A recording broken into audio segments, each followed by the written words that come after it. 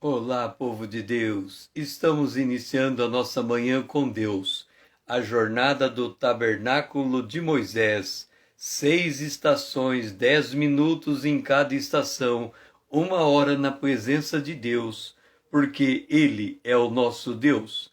E nós, povo do seu pasto, o povo que Ele pastoreia, e ovelhas de sua mão, o rebanho sob os cuidados de Deus. E hoje nós estamos posicionando a nossa Arca da Aliança no Salmo 124, o versículo 7 e 8. Salvou-se a nossa alma como um pássaro do laço do passarinheiro. Quebrou-se o laço e nós nos vimos livres.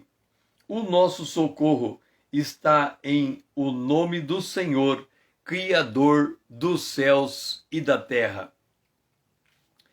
Nós estamos posicionando a Arca da Aliança nesse salmo, porque é de lá que vem o nosso socorro. A Arca da Aliança também é conhecida como o Trono da Graça. O Trono da Graça é o lugar aonde Deus acolhe as nossas orações. Ele ouve os nossos pedidos. O Senhor, quando disse a Moisés que era para construir um altar, uma tenda, um tabernáculo, que ele haveria de habitar no tabernáculo, ele falou que ele colocaria a Arca da Aliança nesse lugar, chamado Lugar Santo. E aqui aonde está a Arca da Aliança, existe dentro da arca a tábua dos 10 mandamentos, a vara de Arão e uma porção de maná. Lídia, bom dia. Então, aqui onde está a Arca da Aliança, está a presença de Deus. Sobre a Arca da Aliança havia 2 querubins. O conjunto todo da Arca da Aliança, bom dia, Lídia, nós estamos no Salmo 124, o versículo 7 e o versículo 8. Então, no lugar onde está a Arca da Aliança, está preservada a santidade de Deus. Por quê? Porque nós temos dentro da arca os 10 mandamentos. Está também retratada a misericórdia de Deus. Por quê? Porque temos na arca o maná, que era o alimento que Deus deu a Israel nos 40 anos da sua peregrinação. E também está representado na Arca da Aliança a disciplina de Deus e o cuidado de Deus, o cajado. Por sobre a Arca da Aliança estão os anjos, representando a fidelidade de Deus, o cuidado, a presença de Deus naquele lugar, porque quando Jacó dormiu, ele viu uma escada que descia do céu tocava a terra, e os anjos subindo e descendo. Ou seja, aonde Deus se faz presente, há uma grande manifestação angelical. Quando nós olhamos para esse salmo, salvou-se a nossa alma como um pássaro do laço do passarinheiro. Nós devemos nos lembrar de Hebreus, capítulo 4, o versículo 14 em diante. Diz assim: tendo, pois, a Jesus, o Filho de Deus, como grande sumo sacerdote, que penetrou no céu, conservemos firme a nossa aliança. Pois não temos sumo sacerdote que não pode compadecer-se das nossas fraquezas. Antes, foi ele tentado em todas as coisas, a nossa semelhança, mas sem pecado. E aí vem agora uma exortação. Acheguemo-nos, portanto, confiadamente junto ao trono da graça, a fim de recebermos misericórdia e acharmos graça para socorro em tempo oportuno. Então nós temos aqui o tabernáculo, e aqui nós temos a Arca da Aliança. Este lugar aqui é o trono da graça.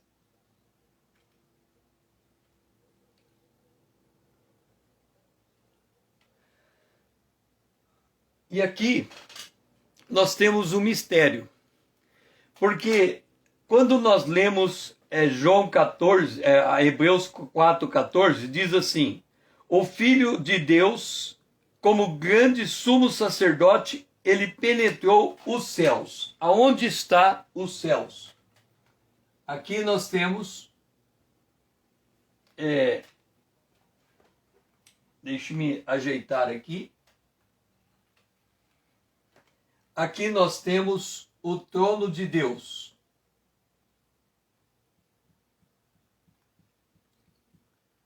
Nós temos aqui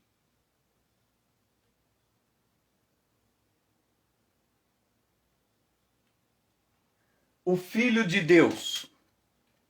A ideia ali é do manto, o manto do sacerdote, a roupa do sacerdote. O Filho de Deus. Esse aqui é o nosso sumo sacerdote. É o nosso sumo sacerdote. Se aqui é o trono da graça, que trono que é esse? Esse aqui é o trono da glória.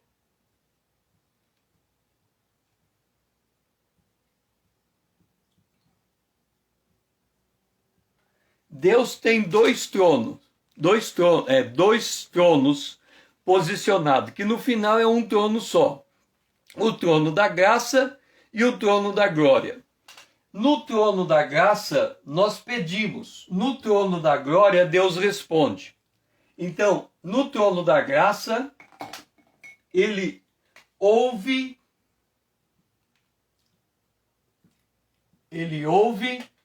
e no trono da glória, ele responde.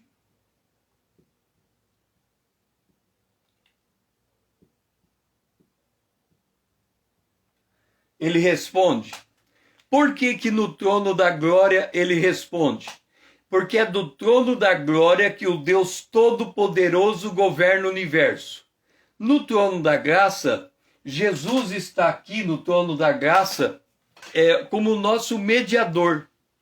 E ele está no trono da glória como o nosso sumo sacerdote. Por isso que nós fazemos a manhã com Deus. Por quê? Porque quando nós nos achegamos confiadamente no trono da graça, nós recebemos misericórdia para sermos ajudados em tempo oportuno a partir do trono da glória.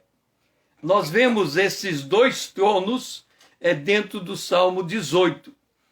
Ali dá para perceber que Deus tem o trono da graça, onde ele ouve oração, e o trono da glória, por onde ele responde a oração. Qual é a diferença entre o trono da graça e o trono da glória? No trono da graça, nós entramos individualmente e colocamos o nosso pleito. No trono da glória, para Deus atender o nosso pleito, ele tem que distribuir a sua justiça para com todas as partes envolvidas. Então, ele ouve a nossa oração, mas para ele responder a nossa oração, ele leva em conta todas as partes envolvidas na equação para entregar a resposta que satisfaz a justiça divina. Por isso, o salmista aqui diz assim: ele nos salvou, ele quebrou o laço e nós nos vimos livres, porque o nosso socorro vem do Senhor, Criador dos céus e da terra. O nosso socorro vem do trono da glória, mas a nossa petição é feita no trono da graça. Essa é a diferença entre uma coisa e outra. Pai, nos ajuda a compreender a distinção entre o trono da graça e o trono da glória. No trono da graça nós apresentamos nossas petições. Do trono da glória, o Senhor responde às nossas orações e o Senhor nos dá livramento. que nós possamos, Senhor, discernir a diferença um do outro e nos achegarmos a Ti no trono da graça diariamente para sermos ajudados em tempo oportuno. Essa é a nossa oração, em nome de Jesus, o Teu Filho amado, a quem nós amamos. Amém. Vamos para o altar de ouro. E o altar de ouro está no capítulo 124 dos Salmos, o verso 1. 1. Não fosse o Senhor que esteve ao nosso lado, Israel que o diga. Como nós dissemos lá na carta aos Hebreus, nós precisamos ser ajudados em tempo oportuno. Ou seja, nós precisamos... O que é isso tudo aqui? Nós precisamos de ajuda. Nós precisamos de ajuda. A coisa mais difícil para nós, seres humanos, é pedir ajuda por alguma coisa. Por exemplo, se você chega numa casa como convidado, você senta à mesa para um jantar e quando termina a mesa, você se oferece para lavar a louça. O que a dona da casa diz? Não precisa, sente aí que eu vou lavar a louça. Ou seja, ela diz, não precisa, eu posso fazer sozinha. Então nós temos uma resistência a pedir ajuda de uma outra pessoa para fazer qualquer coisa que seja. Irmão Paulo, seja bem-vindo. Bom dia. Então nós temos essa dificuldade de pedir ajuda. A gente só aceita ajuda quando de fato a gente não consegue fazer sozinho. A gente nunca parte do princípio assim, existe uma equipe e vamos distribuir a tarefa na equipe. A tendência da pessoa é, eu vou fazer a minha parte e somente se eu não der conta, eu vou pedir ajuda do outro. Isso se reflete também na oração. A gente tem dificuldade de pedir ajuda para Deus. Nós nos achamos de certa maneira o super-homem. Na história em quadrinho do super-homem, o super-homem ele é um ser praticamente indestrutível. Pode atirar nele, a bala não perfura sua carcaça, ele é capaz de voar, ele tem raio-x, ele consegue ver através da parede, ele tem uma força descomunal, mas tem aquela pedra criptonita. E quando aquela pedra toca nele, ele perde a sua força, e aí ele precisa de ajuda para alguém tirar a criptonita de perto dele para voltar à sua força. Note uma coisa. Jesus é o Cordeiro de Deus que tira o pecado do mundo. Nós precisamos da ajuda do Cordeiro para tirar o pecado. Então observe como são as coisas. Vamos pegar um caso em que a gente consegue perceber a equação pecado-consequência. Uma pessoa que é drogada ou uma pessoa que é viciada. Uma pessoa que é viciada, seja no álcool ou seja em qualquer tipo de droga. Essa pessoa que ela é viciada, ela é dependente. Ela não consegue parar de usar a droga, ela não consegue parar de beber. Ela está viciada. Esta pessoa, ela nessa condição, ela não busca ajuda.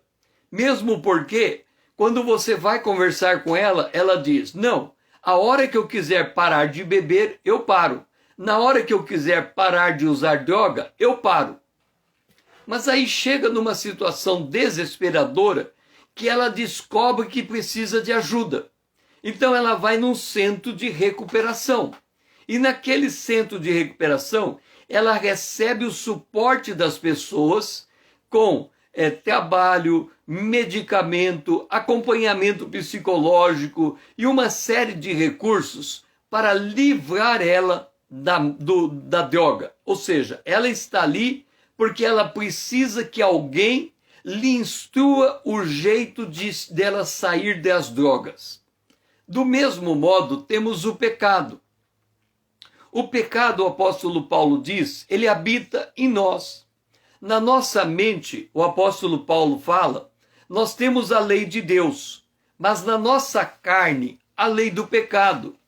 E há uma luta entre a lei de Deus e a lei do pecado. E o resultado dessa luta, o apóstolo Paulo descreve: eu não faço aquilo que eu quero. Aquilo que eu não quero, isso eu faço. Se eu não faço aquilo que eu quero, então eu entendo que o pecado habita em mim. Então ele não consegue se libertar. Jesus disse: conhecereis a verdade, e a verdade vos libertará. Então, o primeiro mecanismo de libertação é o conhecimento da verdade. O profeta disse: o meu povo foi destruído porque lhe faltou o conhecimento, lhe faltou a verdade.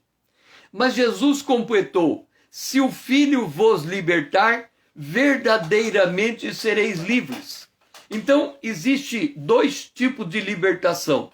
A libertação secundária, aquela que eu leio a palavra e eu ganho um entendimento e eu mudo o meu comportamento. E a libertação primária, aquela que eu leio a palavra, eu mudo o meu entendimento, eu percebo a minha fraqueza e eu peço ajuda a Deus. E Jesus vem e me liberta. Se o Filho vos libertar, verdadeiramente sereis livres. Então o salmista diz: não fosse o Senhor que esteve ao nosso lado, Israel que o diga. Olha quantas e quantos livramentos teve Israel. Lembra daquele rei que teve a sua cidade cercada? E aí no dia seguinte, o profeta disse que no dia seguinte mudaria a sorte de Israel e haveria comida com abundância. E aí estava fora de Israel, fora das muralhas, leprosos, um grupo de leprosos. E aí eles pensaram assim: já que vamos morrer de fome, vamos até o arraial do inimigo. Quando chegaram lá, o inimigo já estava vencido. Eles tinham fugido e deixado para trás todo o alimento deles. E naquele dia seguinte, Israel se alimentou. Então Deus é um Deus de livramento. Se não fosse o Senhor que esteve ao nosso lado, Israel que o diga. A nossa dificuldade é perceber a quantidade de vezes que Deus nos livra. Vou dar um exemplo bem simples para você. Você está andando de carro na rua. Você está dirigindo. Num dado momento, alguém fecha você e quase que bate. Qual é a reação normal das pessoas quando ela passa por um quase acidente? Ela xinga o motorista. Ela fala: cara barbeiro, será que ele não viu? Será que ele não percebe que está furando o sinal? Então, imediatamente nós reclamamos do motorista, quando, na verdade, nós devíamos dizer: graças a Deus não houve um acidente. Graças a Deus o Senhor nos deu livramento. Então perceba, a nossa tendência não é conseguir enxergar que o Deus está do nosso lado. A gente está andando no trânsito, passa por quase um acidente. Ao invés de agradecer a Deus pelo livramento, a gente xinga o motorista porque ele é barbeiro. Por isso que o salmista ele adquire uma outra consciência. Ele diz: é o Senhor do nosso lado, Israel que o diga. É o Senhor do nosso lado que faz a diferença. Pai, nos ajuda a entender, Senhor, que o Senhor do nosso lado é que faz a diferença. É o Senhor que nos dá os livramentos. Nós devemos reconhecer os teus livramentos e te ser grato e não reclamar dos homens que se levantam contra nós. Nós temos que mudar a dinâmica da nossa percepção e a cada dia enxergar a tua graça, a tua misericórdia e o teu livramento. Essa é a nossa oração, em nome de Jesus, o teu Filho amado, a quem nós amamos. Amém. Agora vamos para o nosso café da manhã, nossa mesa de pães, que está em Salmo 124, o versículo 12. Não fosse o Senhor que esteve ao nosso lado, quando os homens se levantaram contra nós. Não fosse o Senhor que esteve ao nosso lado, quando os homens se levantaram contra nós. Olha só o exemplo de Jesus Cristo. Jesus Cristo, ele tinha dito aos seus discípulos que importava o Filho do Homem sofrer, morrer e ao terceiro dia ser ressuscitado. O que Pedro disse? Para longe de ti, Senhor, que tal coisa lhe aconteça. O que Jesus contra-argumentou de imediato? Para trás de mim, Satanás, porque não compreendes as coisas de Deus, senão as dos homens. Entenda. Por que o sofrimento de Jesus era uma coisa necessária? Quem é Jesus Cristo? João, seja bem-vindo. Bom dia. Jesus Cristo, ele é o Filho do homem. É o Verbo que se fez carne. Então, aqui temos o trono de Deus. Jesus Cristo, ele desceu do céu e se fez homem na terra. Ok. Note uma coisa. Jesus se fez homem na terra. Agora, presta atenção, paz do Senhor João, presta atenção o quanto é difícil para a gente compreender o que é ser feito homem na terra. Olha só, presta bastante atenção. Quando a gente lê Romanos capítulo 12, verso 2, diz assim, porque para experimentar qual que é a boa, agradável e perfeita vontade de Deus. Presta atenção. A boa, agradável e perfeita vontade de Deus. O que a gente mais quer? Estar dentro da vontade de Deus. Ok? Estar dentro da vontade de Deus. Qual é a vontade de Deus para a humanidade hoje? A vontade de Deus para a humanidade hoje. Você vai dizer assim, é a salvação. A resposta não é essa. A vontade de Deus para a humanidade hoje é a morte. Você vai falar, César, que absurdo. Como assim a morte? Deus disse, se comer do fruto proibido, morre. O que aconteceu com Adão e Eva? Adão e a mulher? Elas comeram do fruto proibido. Uma vez que elas comeram do fruto proibido, qual foi a consequência para toda a humanidade? A morte entrou no mundo. Ok? E a morte, ela pega todos os homens indistintamente. Jesus, ele é o Filho de Deus. Ele é o dono do universo. Ele criou os céus e a terra. Ele tem o poder sobre todas as coisas. Aí ele pergunta para o Pai, Pai, qual é a tua vontade para a minha vida? Qual é a vontade do Pai para a vida de Jesus? O Pai diz assim, eu quero que você se faça carne. O Verbo se fez carne. Eu quero que você seja um ser humano. O que Jesus faz? Ele esvazia da sua divindade e se torna um ser humano. Agora, qual é o destino de Jesus enquanto ser humano? Qual é o destino de todos os seres humanos depois da queda? A morte? Jesus disse: importa sofrer e morrer. Depois eu vou ressuscitar. Eu pergunto para você, em que situação nós reconhecemos que o poder de Deus está conosco? Por que nós temos dificuldade de experimentar o poder de Deus? Eu quero que você leia com muita atenção Filipenses,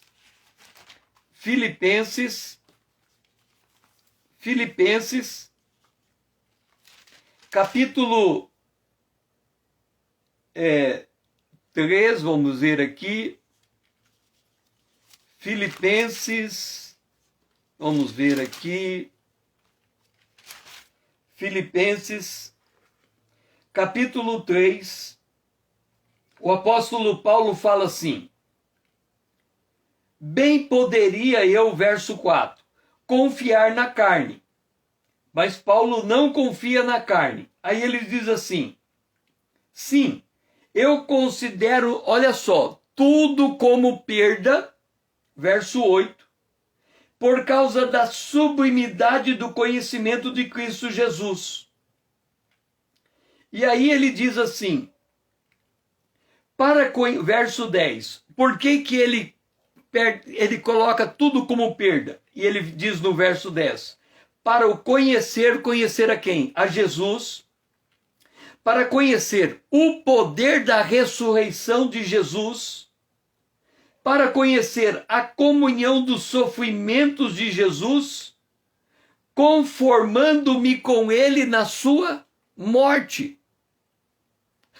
Você vai dizer, pera lá, César, você está lendo errado. Paulo diz assim, eu quero conhecer o poder da ressurreição. Eu pergunto para você, como é que nós conhecemos o poder da ressurreição? Passando pela morte. Os homens nos teriam engolido vivos se não fosse o Senhor. O Senhor, a vontade de Deus é nós passarmos pela morte. Por quê? Porque quando nós estamos indo em direção à morte, Deus vai nos dar o livramento. Em que condição? Ou ele não vai nos deixar morrer. Exemplo, Isaac está amarrado em cima do altar. Quando o cutelo de Abraão ia descer sobre Isaac, Deus fala, para. E aí o cordeiro está do lado e morre no lugar de Isaac. Mas observa, quando Abraão oferece Isaac, ele pensou com ele, se eu matar Isaac, como Isaac é o filho da promessa, Isaac vai ressuscitar. Aí Jesus diz para nós assim, quem quiser vir após mim, negue-se a si mesmo, tome sua cruz e me segue. O que é negar a mim mesmo? Eu abro mão de fazer defesa do meu direito e deixo Deus me exaltar. Se eu abrir mão do meu direito, o que eu estou fazendo? Eu estou morrendo. Quando alguém ele sofre alguma coisa por causa de outro, o que a outra pessoa chega para nós e diz? Não, você tem que pedir uma indenização. Você tem que ir em busca do seu direito. O que a pessoa está dizendo? Você não pode morrer. Você não pode aceitar a derrota. Você tem que pedir pela tua vitória. E o que o homem de Deus faz? Importa sofrer, porque se eu sofrer, Deus vai me exaltar. Se eu seguir o caminho da cruz, que é um instrumento de morte, ele vai me levantar. Se não fosse o Senhor que esteve ao nosso lado, quando os homens se levantaram contra nós, ele nos teria engolidos vivos. Mas quando eles estavam para nos engolir, estavam para nos matar, quando a gente sofria a morte de perto, o Senhor vinha e dava o livramento. Pai, nos ajuda a entender que o livramento do Senhor chega no momento de maior aflição. A palavra diz, Senhor, que o Senhor está bem perto daquele que está passando por uma angústia. Então nos ajuda a entender que na angústia o Senhor chega com socorro. O Senhor é socorro bem presente no dia da angústia. Nos ajuda a entender esta verdade, para que a gente não fique desamparado e nem como quem não tem esperança, mas que a gente aprenda a confiar em Ti, mesmo numa situação de desespero. Essa é a nossa oração, em nome de Jesus, o Teu Filho amado a quem nós amamos. Amém. Vamos lançar luz sobre o que estamos falando no candelabro que está posicionado no Salmo 124, verso 6. Bendito o Senhor que não nos deu por presa aos dentes deles. Vamos entender isso. Presta bem atenção. Isso é uma lição muito difícil de compreender. Quando a gente... Vou explicar de uma maneira assim. Vamos supor que você está num ambiente de trabalho. Num ambiente de trabalho, há uma disputa de poder. Tem sempre alguém puxando o tapete de alguém. Alguém pode puxar o seu tapete. Mas você, mesmo a pessoa puxando o seu tapete, você mantém o seu equilíbrio. Então, bendito o Senhor que não nos deu por presa aos dentes deles. Eu vou dar um exemplo pessoal. Eu fui secretário municipal de planejamento em uma cidade. Tem o prefeito, tem o secretário, alguém abaixo do prefeito. E tem os vereadores. Então, quando a gente quer fazer alguma coisa na prefeitura, a gente precisa de uma lei que nos permite fazer aquilo. Então, a gente manda uma lei para a Câmara, os vereadores aprovam aquela lei, e aquela lei nos é devolvida, e porque temos a lei, podemos fazer. O prefeito tem um líder na Câmara.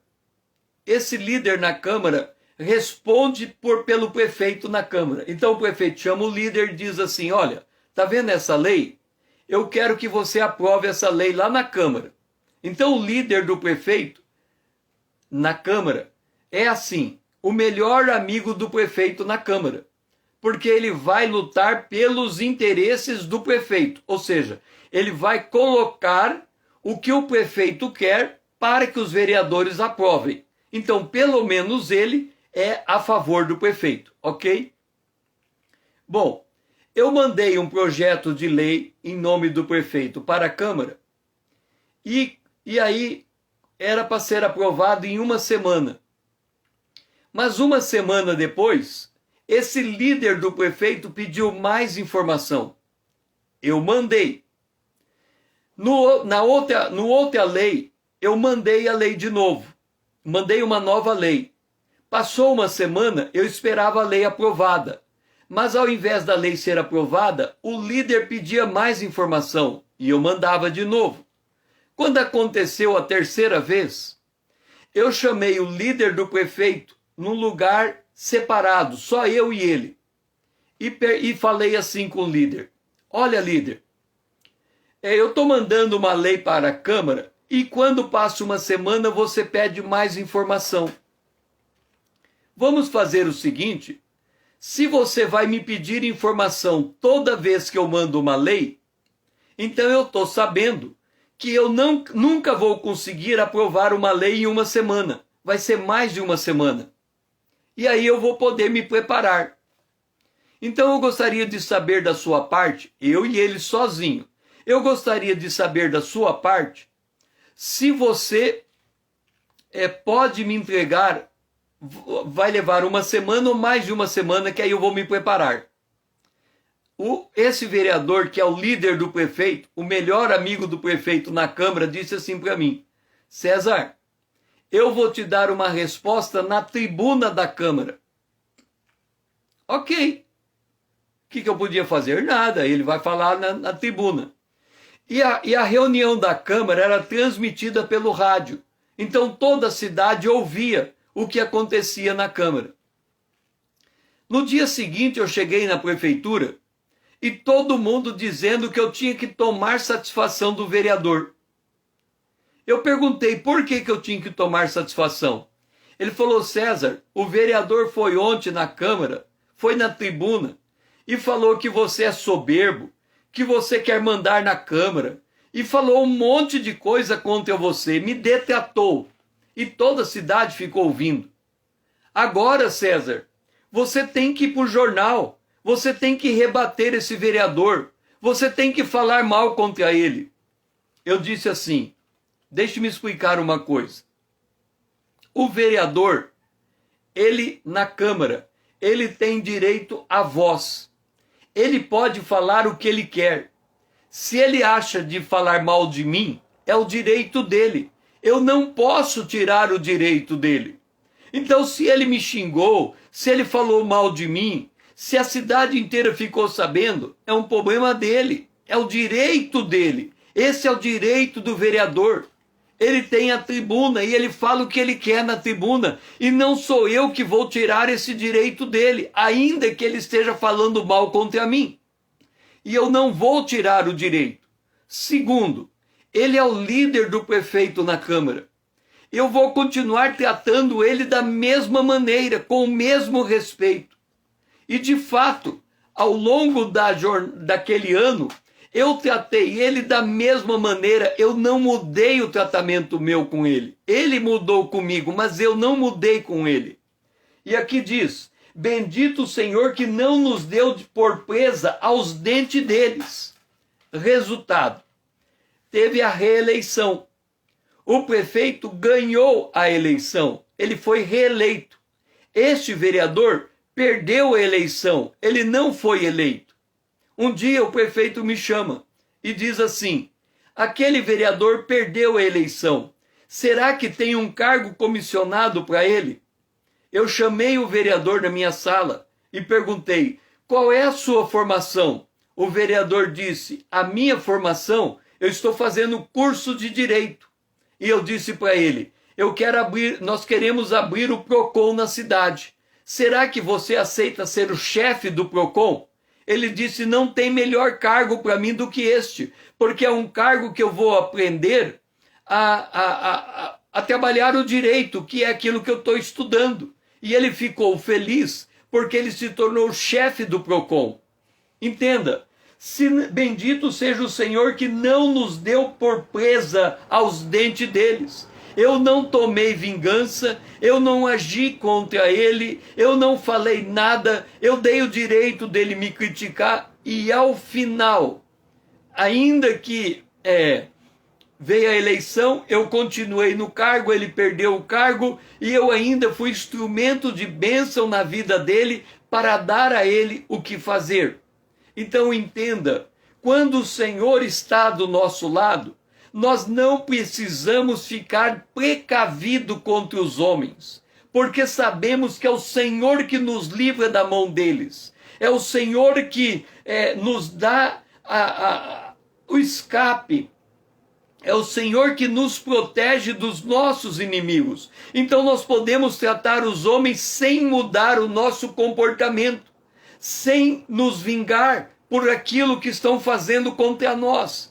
Nós apenas temos que saber esperar o livramento do Senhor. Se não fosse o Senhor do nosso lado, Israel que o diga. Bendito seja o Senhor que não nos deu por presa. Se você entende que isso é verdade na sua vida, você não é precavido contra o ser humano.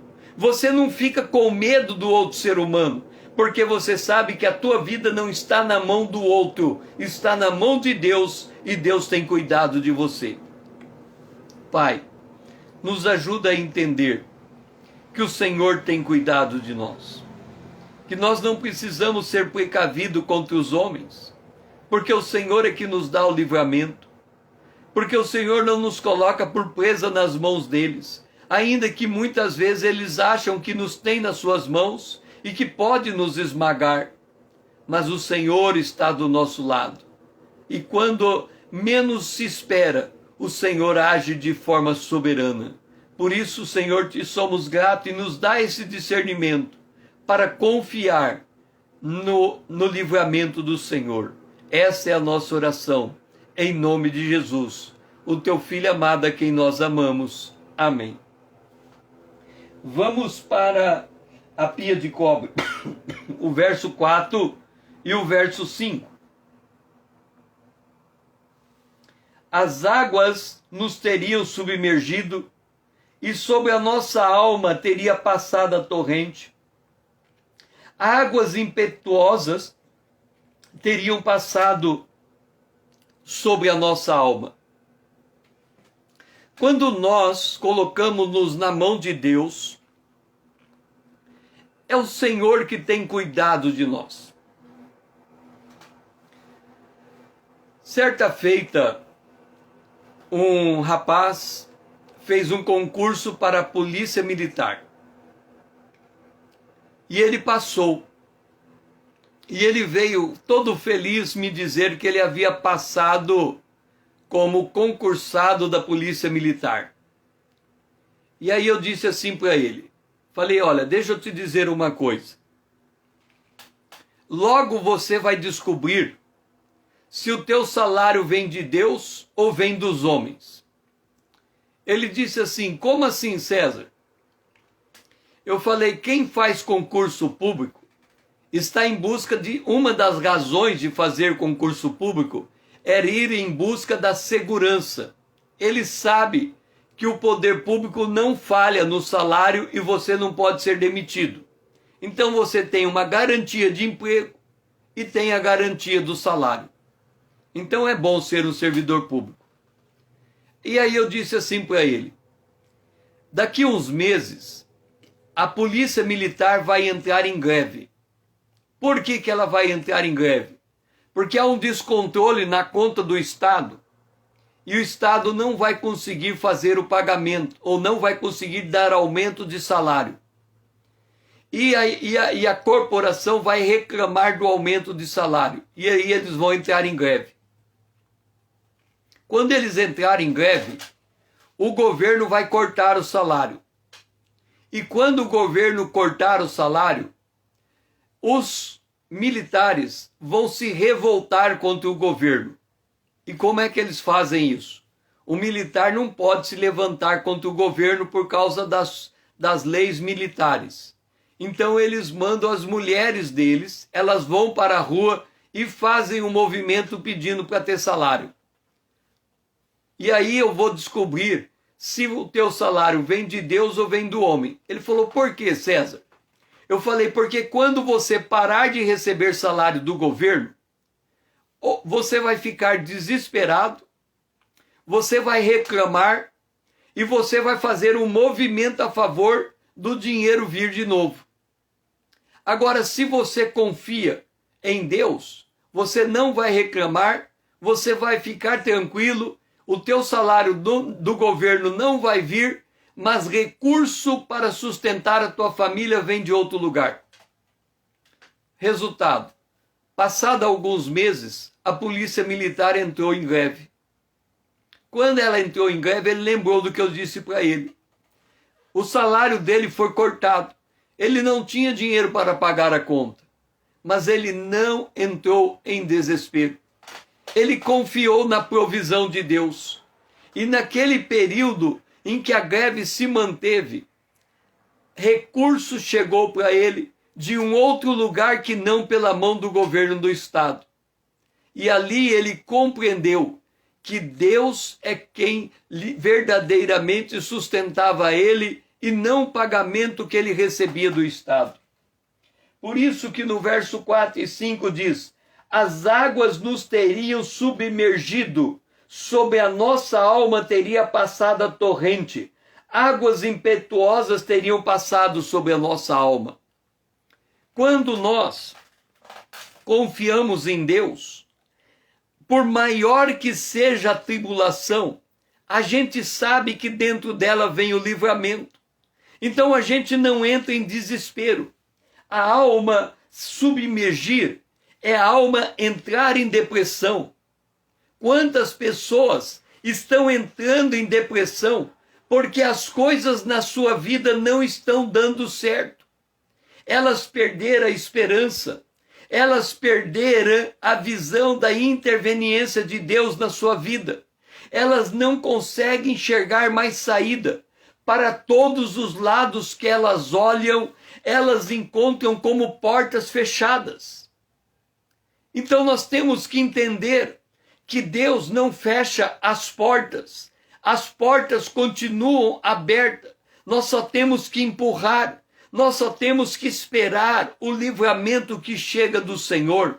Nós temos que nos lembrar das coisas que nos dão esperança, para não entrarmos numa imersão,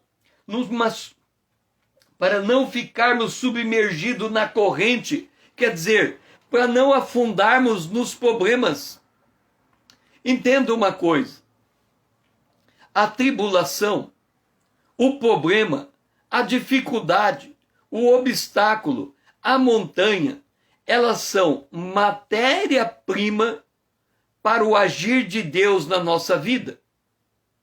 Então, quando nós entendemos que aquilo que estamos passando é uma oportunidade para a manifestação da graça de Deus, nós permanecemos firmes.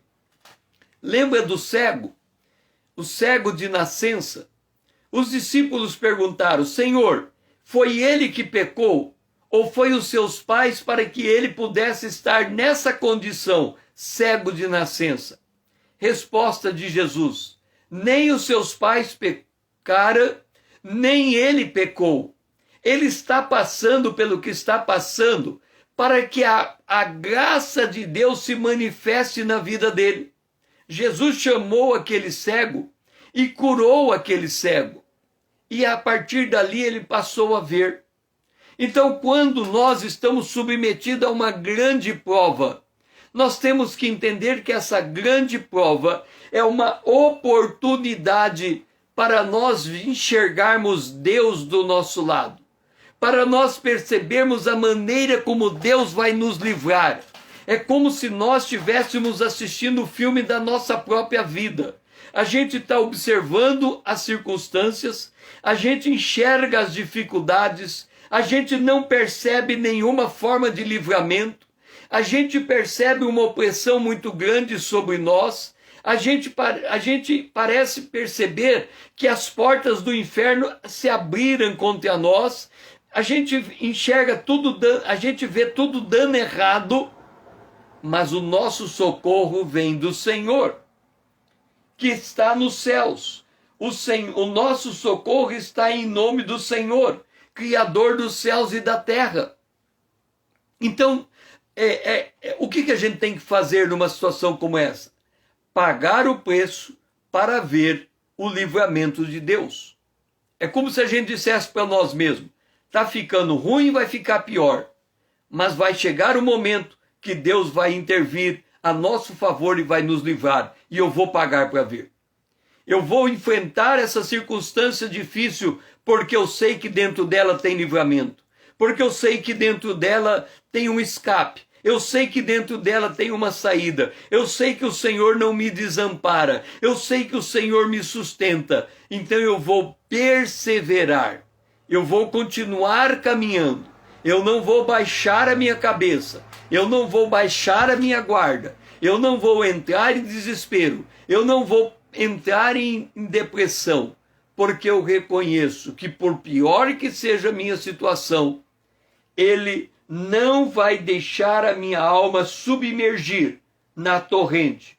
Ele não vai deixar a minha alma ser levada por essas águas impetuosas.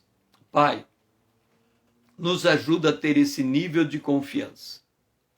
Que mesmo em meio à tribulação, a gente sabe que há um livramento. Por mais difícil que seja a circunstância, o Senhor tem nos dado o escape. Nos ajuda, Senhor. Nós oramos agradecidos, em nome de Jesus, o teu Filho amado a quem nós amamos. Amém. Por fim, vamos agora no verso 3, o altar de cobre. E nos teríamos engolido vivo, quando a sua ira se acendeu contra nós. Deixe-me dizer uma coisa. Isso é uma das lições da Bíblia mais difíceis de entender. Aqui está o homem, aqui está outro homem, e entre um homem e o outro homem tem uma barreira. Que barreira que existe entre os homens? Essa barreira que existe entre os homens é a barreira da comunicação.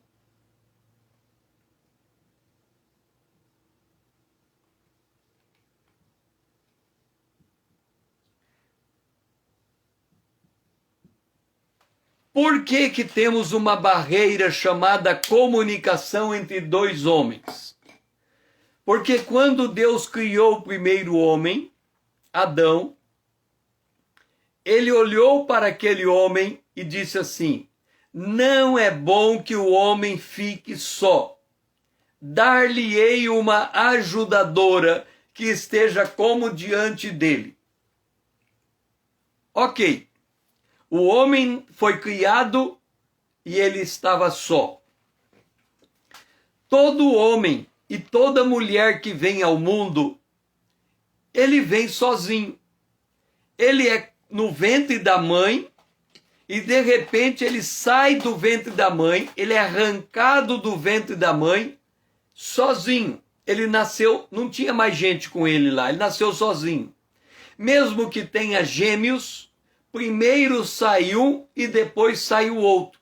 Então, quando ele sai, ele sai e ele desacropa da sua mãe. O cordão umbilical é cortado. A partir daquele momento, ele se torna um ser indefeso. Este ser indefeso, à medida que ele vai crescendo, ele é ensinado a falar. A fala é algo que a pessoa aprende porque alguém ensina. Ninguém nasce falando e se a pessoa ela aprende a língua do mundo, da gente que está em volta dela. E quem está no Brasil aprende o português, quem está na Inglaterra aprende o inglês, quem está na França aprende o francês, quem está na Rússia aprende o russo. Quem está na China aprende o mandarim. Então, observa. Nós aprendemos a falar. Então, nós aprendemos a comunicar. Qual é a nossa grande dificuldade? Nos comunicar. Então, todo indivíduo que tem alguém do seu lado, ele tem uma dificuldade de comunicação com esse alguém. A gente não comunica um com o outro de forma de coração aberto. A gente comunica baseado em uma imagem que a gente faz do outro. Por exemplo, eu estou aqui lendo a Bíblia. Aí você me chama, César. A minha mente está voltada na Bíblia. Eu estou ouvindo o que eu estou lendo. Quando você me chama, eu ouço ser chamado. O que eu tenho que fazer? Eu tenho que levantar minha cabeça e olhar para você, concorda? Eu estou lendo a Bíblia e você me chama, César. Aí eu levanto a cabeça e olho para você. Só que você olha para mim e me chama, César, você pode trazer água para mim? Aí eu levanto a cabeça, olho para você e digo assim, o que você disse? Aí você fala, você nunca me ouve. Mas eu estava concentrado na leitura, eu ouvi você me chamar. Só que quando eu voltei para ouvir, você já tinha dito. E eu não ouvi o que você disse. Claro, você não me ouve. Então você pode dizer o que você me pediu? Eu pedi água para você. Ok, eu não ouvi. Olha só a dificuldade. A pessoa que pediu água para mim, algo tão simples, não percebeu que a minha atenção estava toda concentrada aqui. Eu desliguei o meu ouvido natural e liguei o meu ouvido mental para, lendo o que eu estou lendo, eu conseguisse ouvir a minha voz na minha mente e entender o que eu estava ouvindo. A pessoa não tem paciência, então ela chama e já fala. Qual que é o correto? Eu estou lendo aqui. Aí você diz, César, quando eu olho para você, deveria eu falar antes de você dizer qualquer coisa. O que você quer? Aí você diz, você pode me trazer um copo d'água? Como eu perguntei, você me falou, eu entendi, vou buscar a água. Mas como eu estou aqui e você fala, César, me traz um copo d'água. Como é que é? Você fica bravo porque eu perguntei como é que é? Percebe que uma coisa bem simples, a gente faz uma tempestade num copo d'água. Né? Por quê? Porque nós não entendemos a comunicação. E Satanás sabe que isso acontece. Aí vem aqui e diz assim, e nos teriam engolido vivo com a sua ira que acendeu contra nós. Ora, eu estou aqui lendo. Aí você me chama, César, pode me trazer um copo d'água? Como é que é? O que você disse? Quando eu expresso dessa maneira, a pessoa explode de ira. Eu já te disse que você não me ouve nunca. Pera lá, como é que é? Eu não estou entendendo. Eu estava concentrado aqui, você me chamou. Eu não entendi o que você está falando. Mas a pessoa está tão irada, está tão revoltada, porque eu não ouvi ela. Eu não a ouvi, que ela entra em desespero. E eu não estou sabendo de nada. E sou culpado porque eu não ouvi. Quando, na verdade, para que haja comunicação, as duas partes têm que estar uma olhando para a outra. Elas precisam saber qual é a pauta, o que está sendo conversado, para que elas possam entregar respostas inteligentes. Então, o que aqui diz? E nos teriam engolidos vivos com a sua ira. O que aqui está dizendo? A Bíblia diz assim, irai-vos, mas não pequeis. Quer dizer, se você ficar irado, explodir por dentro, não jogue a carga da tua ira sobre o outro. E aí depois, em outro lugar, diz assim, retende-vos, pois, a ira. Quer dizer, se o outro jogar a ira contra você, absorva a ira, assim como uma esponja absorve a água. Fica quieto. Não grite, não retruque, não fale alto, apenas fica quieto. Aquietai-vos e sabei que eu sou Deus. Então, se o outro está se levantando contra você irado, deixa ele descarregar a ira. Fica quieto, fica em paz, aguarde. A hora que a ira passar, você vai entender o que está acontecendo. Até lá, fica quieto, acalma. Espera, Deus está cuidando de você. Você não precisa voltar contra a pessoa que está irada contra você. Deixa ela se acalmar.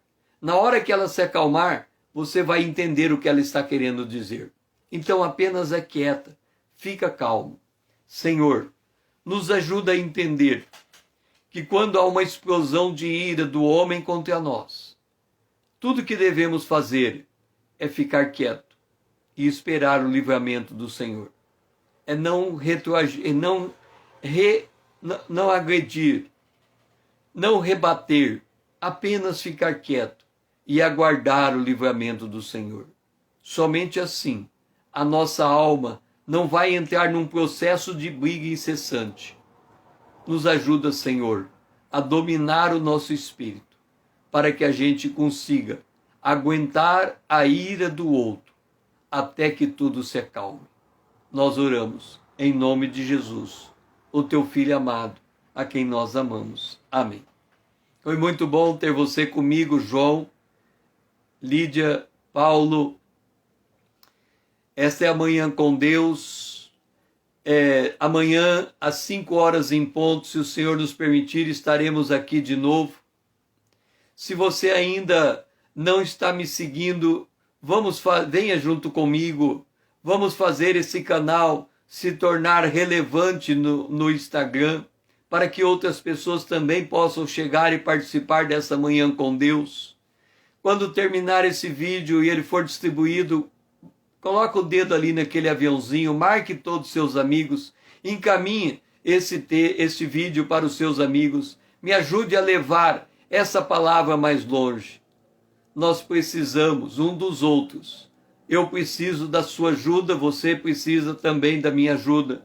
Nós juntos podemos fazer algo muito grande em prol do reino de Deus. Que você tenha um dia abençoado na presença de Deus. Que o Senhor seja louvado.